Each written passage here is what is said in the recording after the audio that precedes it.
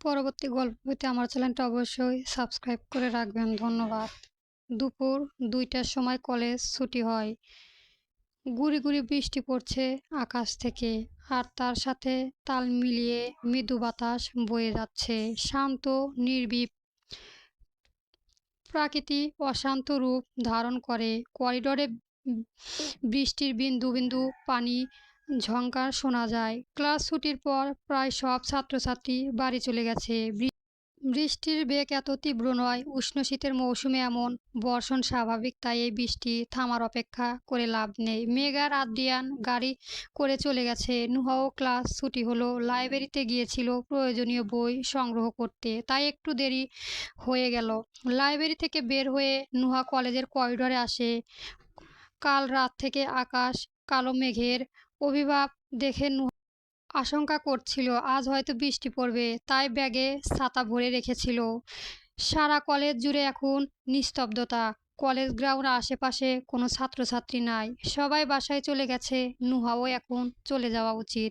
নুহার কাঁধে ঝুলন্ত ব্যাগ থেকে কালো রঙের একটা ছাতা বের করে তা নিয়ে হাঁটা শুরু করে। কলেজ গ্রাউন্ডের মাঝে অবধি যাওয়ার পর হঠাৎ তার চোখে যায় কলেজের পূর্ব পাশে এক ছোট পুকুরের দিকে। ওইটা পুকুর নয়, বরং ছোট সুইমিং পুল। কলেজের ছাত্রছাত্রীদের একান্তই সময় কাটানোর জন্য তৈরি করা হয়েছে।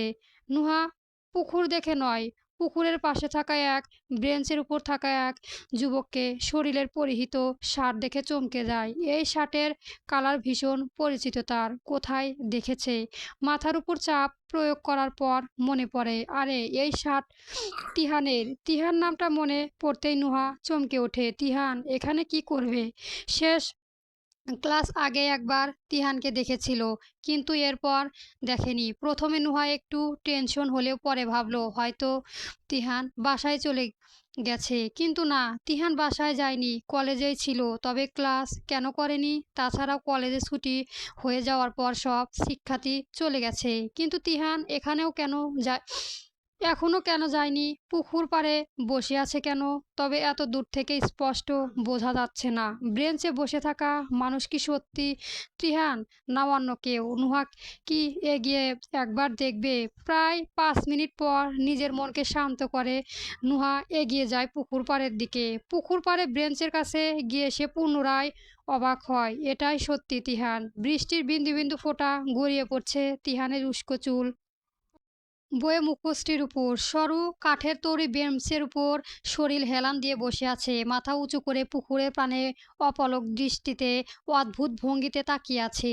পুকুর প্রাণে আপন মনে তিহানে তাকিয়ে থাকতে দেখে নুহা সেই দিকে তাকায়, কিন্তু জলের সুবিশাল রাশি আর নিস্তব্ধ প্রাকৃতির মাঝে পাখির কোলাহল ছাড়া আর কিছুই শোনা পায়নি। নুহা এইবার যথেষ্ট অবাক হয়ে যায়। তিহান ঠিক আগের মতো বসে আছে। নুহা আগমন সে কি টের পেয়েছে তা বোঝা যায় না। নুহা এইবার বলে ওঠে, তিহান কি হয়েছে আপনার? কলেজ ছুটি হওয়ার পরও যাওয়ার পরও এখানে বসে আছো কেন? বাড়ি যাবেন না? নুহা ডাক হয় তিহানের কান অবধি পৌঁছে না।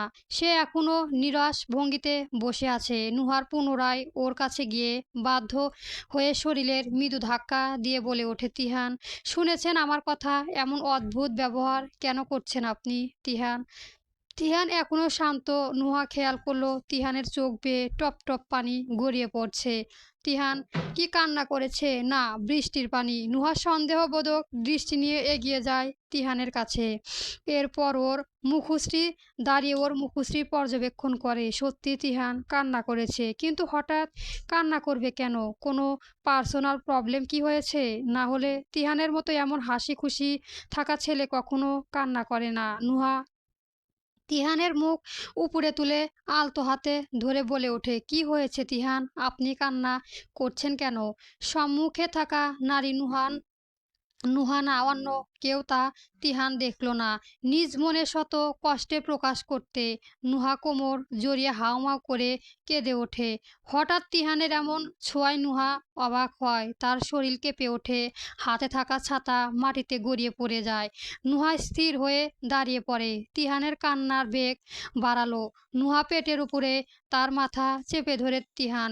নুহা শান্ত হয়ে তিহানের মাথায় হাত থেকে প্রশ্ন করে, তিহান, কি হয়েছে আপনার? কান্না করছেন কেন? কোনো সমস্যা হয়েছে? বাসায় কি কেউ অসুস্থ? নুহার কথায় তিহান অস্পষ্ট স্বরে গুঁগিয়ে বলে ওঠে, মেঘ আমায় ভালোবাসেনি নুহা, ও আদ্রিয়ানকে ভালোবাসে। মেঘ ভালোবাসেনি মানে? নুহার মনে এই কথাটা তীরের মতো বিঁধে যায়। নুহা যে হতভম্ব হয়ে যায়। মেঘ তিহানকে কেন ভালোবাসবে? আর তিহান কি মেঘের জন্যই কান্না করছে? আদ্রিয়ানকে যে মেঘ ভালোবাসে, তাদের দুজনের মধ্যে প্রেম ঘটিত কোনো সম্পর্ক রয়েছে তা নুহা আগে থেকেই ঠিক ধারণা করেছিল। আর আজ দুপুরে তা ধারণা সঠিক প্রমাণিত হয়েছে। কিন্তু এজন্য তিহান কষ্ট পাচ্ছে কেন? নুহার মাথায় তখন একটা কথা মনে হয়। সে অবাক হয়ে ভাবে, তিহান কি মেঘকে ভালোবাসতো? মানে সিরিয়াসলি? কিন্তু কখন প্রেমে পড়ল সেই তিহানের? আর মেঘও কি তিহানকে ভালোবাসে? না, ও তো আদ্রকে পছন্দ করে। তবে কি তিহান তরফা মেঘকে পছন্দ করতো? এজন্যই কি আজ কেবিনের বাহিরে ওদের একসাথে দেখে তিহানের মুখ চোখ এমন হয়ে গিয়েছিল? আর সকালে যে আত্মীয় শব্দটা শুনে তিহান মনমরা হয়েছিল, তার কারণ তিহান মেঘকে ভালোবাসতো। সব কথা যেন নুহার মাথার উপর দিয়ে চলে যায়, তার বোঝার মতো সব শক্তি হারিয়ে যায়। কি হচ্ছে এসব? নুহা নিজেকে শান্ত করে তিহানকে সসান্ত্বনা দিয়ে বলে, তিহান, এখানে মেঘের কি দোষ বলো? ও ও কি তোমায় একবারও বলেছে যে মেঘ তোমাকে ভালোবাসে? শুরু থেকে মেঘ আদ্রিয়ানকে স্যারকে ভালোবাসে।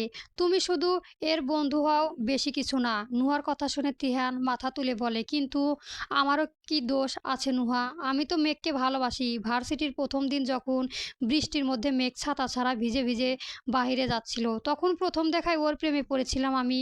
আমার হাতে থাকা ছাতা এগিয়ে দিয়েছিলাম। এরপর থেকে মেঘকে আমি অনেক পছন্দ করি নুহা। নুহা তিহানের কথা বুঝে বলে, তিহান, তুমি মেঘকে পছন্দ করো আর মেঘ আদ্রিয়ান স্যারকে ভালোবাসে। এখন কি করবে তুমি? আমি জানি না কি করব। তবে আমার খুব কষ্ট হচ্ছে নুহা। কেন মেঘ আমায় ভালোবাসলো না নুহা? কেন? ভালোবাসা জোর করে পাওয়ার জিনিস নয় তিহান, এতটাই অনুভূতি বিষয়। বেশ দীর্ঘ সময় ধরে তিহানকে সসান্ত্বনা দেওয়ায় নুহা। তিহানও বাস্তবতা বুঝে শান্ত হয়ে যায়। দীর্ঘক্ষণ বৃষ্টির মাঝে থাকা দুজনের শরীর ভিজে যায়। নুহা পরনে পাতলা সুতি মিশ্রিত জামা ছিল। বৃষ্টির পানি লাগায় শরীরে সব ভাঁজ ফুটে ওঠে। নুহার এই খেয়াল না থাকলেও তিহানের চোখ পড়ে। তিহান তা পরনে থাকা ভিজেনের শার্টের উপর থাকা কোট এগিয়ে দিয়ে নুহা এগিয়ে তাকিয়ে বলে, নুহা, কোটটা পরে নে। নুহা প্রথমে তিহানের কথায় মানে বুঝতে পারে না। পরে যখন নিজের শরীরের দিকে তাকায়, লজ্জায় আড়ষ্ট হয়ে দ্রুত কোট পরে নেয়। তিহান তার নজর সরিয়ে নেয়। মাটিতে থাকা ছাতা উঠিয়ে নুহার হাত নিয়ে তিহানের মাথায় ধরে আর বলে, তিহান, চলুন এখান থেকে যাওয়া যাক। বাসায় ফিরতে হবে আমাকে। তিহানও সম্মতি দিয়ে বলে, হুম, চলুন। তারা দুজনে একসাথে বের হয়ে যায় কলেজ থেকে। বৃষ্টির মাঝে রাস্তায় গাড়ি না থাকায় তিহান বলে, নুহা, আমি বাইক নিয়ে আসছি। বাইকে করে দুইজন একসাথে যাব। তিহানের বাইক নিয়ে আসে। ওরা দুইজন উঠে পড়ে। বৃষ্টির বেগ তীব্র হয়। তিহানের পিঠে শক্ত করে বসে আছে নুহা। সামনে থাকা কাঁচের গ্লাসে নুহাকে দেখে তিহান। বৃষ্টি ভেজা সদ্য ফোটা ফুলের ন্যায় নিষ্পাপ লাগছে তাকে। কখনো মনোযোগ সহকারে সে আগে দেখেনি, আজ প্রথম। বাসায় ফিরে ফ্রেশ হতে ওয়াশরুমে যায় আদ্রিয়ান। ওয়াশরুম থেকে গোসল শেষ করে রুমে ফিরে আসতে তার ফোনে কল করে সৃষ্টি। মাথায় টাওয়াল চেয়ারে রেখে ফোন রিসিভ করে। অপর পাশ থেকে চিহ্নিত কণ্ঠ শোনা যায়, ভাইয়া, তোমাকে কতক্ষণ ধরে ফোন করছি, রিসিভ করছো না কেন? প্রায় 20 থেকে 30 বার তোমায় কল দিচ্ছি। সৃষ্টির কথা শুনে ফোনে কল লিস্ট চেক করে আদ্রিয়ান। সত্যি অনেক বার কল করেছে সৃষ্টি। কলেজে ক্লাসে যাওয়ার পর তার ফোনে সাধারণ সাইলেন্ট থাকে। তাছাড়াও তখন কলেজের গ্রাউন্ড থেকে এসে ঘুমিয়ে পড়েছিল, তাই হয়তো ফোন চেক করে দেখেনি। কিন্তু সৃষ্টি হঠাৎ এতবার কল কেন করলো? কোনো বিপদ হয়েছে কি বাংলাদেশে? আদ্রিয়ান বলে, সৃষ্টি তুই হঠাৎ কল দিলি কেন এতবার? কোনো সমস্যা? সৃষ্টি তার বাবাই আমেরিকায় যাওয়ার কথা বলার জন্য এতবার ফোন দিয়েছিল। সৃষ্টি বলে, সমস্যা মানে অনেক বড় সমস্যা ভাইয়া। আব্বু খুব শীঘ্রই আমেরিকায় আসবে। শুধু আব্বু নয়, আমরা সবাই ভিসা রেডি হয়ে গেছে। হঠাৎ জামাল সাহেবের আমেরিকা আসার কথা শুনে অবাক হয় আদ্রিয়ান।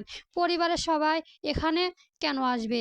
আদ্রিয়ান বলে, হঠাৎ সবাই আমেরিকায় কেন আসবে? ভিসাও রেডি হয়ে গেছে। হ্যাঁ, ভিসা রেডি। আগামী 7 দিনের মধ্যে আমরা আমেরিকায় আসছি। আব্বু তোমার আর মেঘের একসঙ্গে সংসার করার কথা জেনে ফেলেছে। উকিল দিয়ে ডিভোর্স পেপার রেডি করে রেখেছে। আমেরিকায় আসলে ডিভোর্স করাবে অবশ্যই। ডিভোর্স পেপার রেডি করার কথা জামাল সাহেব আগেই বলেছে, কিন্তু মেঘ আর তার একসঙ্গে সংসার কথা উনি উনি কি করে জানলেন? কে বলেছে? ফারহান। হয়তো ফারহান বলেছে। তবে জামাল সাহেব উনি যদি বলে ডিভোর্স করাবেন, মানে অবশ্যই হবে। কিন্তু আদ্রিয়ান মেঘকে ছাড়া থাকতে পারবে না, অসম্ভব। আদ্রিয়ান শান্ত কণ্ঠে বলে ওঠে, সৃষ্টি আব্বুকে বলো ওনার আমেরিকায় আসার প্রয়োজন নেই। আমি আর মেঘ খুব শীঘ্রই বাংলাদেশে আসব। কিন্তু ভাইয়া, আব্বু কি শুনবে? উনি কিন্তু তোদের দুজনের ডিভোর্স অবশ্যই করাবে। ডিভোর্সের কথা পরে বুঝে নেব। আর আমি আদ্রিয়ান রোদওয়ান বেঁচে থাকতে মেঘকে কখনোই ডিভোর্স দেব না, অসম্ভব। ওকে ভাইয়া। সৃষ্টির সাথে কথা বলা শেষ করে আদ্রিয়ান ফোন রেখে দেয়। ওই ফারহানকে খুন করতে ইচ্ছে করছে তার, কিন্তু নিজের রাগকে শান্ত করে। একদিন একদিন জামাল সাহেব সব শক্তি জানত, কিন্তু মেয়েকে ডিভোর্স দেওয়া তার দ্বারা সম্ভব নয়। তারা একে অপরকে ভালোবাসে, তাই ডিভোর্স দেওয়ার প্রশ্নই ওঠে না। 2 দিন পর সময় অতিবাহিত হয়ে যায়। 2 দিন পর আজ ফার্স্ট ইয়ারের সকল ছাত্রছাত্রীকে নিয়ে দুর্গম পাহাড়ে ক্যাম্পে যাবে কলেজ, যার মূলত দায়িত্ব রয়েছে ডক্টর জিয়া আর ডক্টর আদ্রিয়ান। তারা বাসে করে কলেজ থেকে বের হবে। আর বাসায় এখন কাজের লোকজন চলে এসেছে। আর কারান আর আবিহা কাল ফিরেছে। জামাল সাহেবের আমেরিকায় আসার কথা শুনে মিরাজ সাহেব আর ফারহান বেগম ও আসবে। যদিও মিরাজ সাহেবের কাজ শেষ হয়নি, কলেজ গেটের বাহিরে 2টা বাস দাঁড়িয়ে রয়েছে, যার মধ্যে একটাই অর্ধেক ছাত্রছাত্রী রয়েছে আর অন্যটাই বাকি। ভর্তি রোল হিসাব করে তাদের আলাদা করা হয়েছে। বাসের সিটে হেলান দিয়ে বাহিরে তাকিয়ে আছে মেঘ। তার সিট জানালার পাশে, তার সাথে নুহা বসে আছে। আদ্রিয়ান এখন এই বাসে নেই, অন্য বাসে রয়েছে। সেখানে ছাত্রছাত্রীর কোনো সমস্যা হয়েছে কিনা তা চেক করছে। জিয়াও রয়েছে ওই বাসে। সব ছাত্রছাত্রীকে চেক করে ঠিক করা শেষ করে আদ্রিয়ান যখন বাস থেকে নামতে যাবে, তখন তার পিছন পিছন জিয়াও বাস থেকে নামা শুরু করে। আদ্রিয়ান বলে, জিয়া তুমি কোথায় যাচ্ছ? জিয়া বেহায়ার মতো বলে ওঠে, কেন আদ্রিয়ান, তোমার সাথে অন্য বাসে যাচ্ছি, চলো যাই। জিয়া এমন কথায় চরম বিরক্ত হয় আদ্রিয়ান। সাধারণ বুদ্ধিও কি এই মাথায় নেই? একটা বাসে যদি 2জন শিক্ষক থাকে, তবে অন্য বাসে কে থাকবে?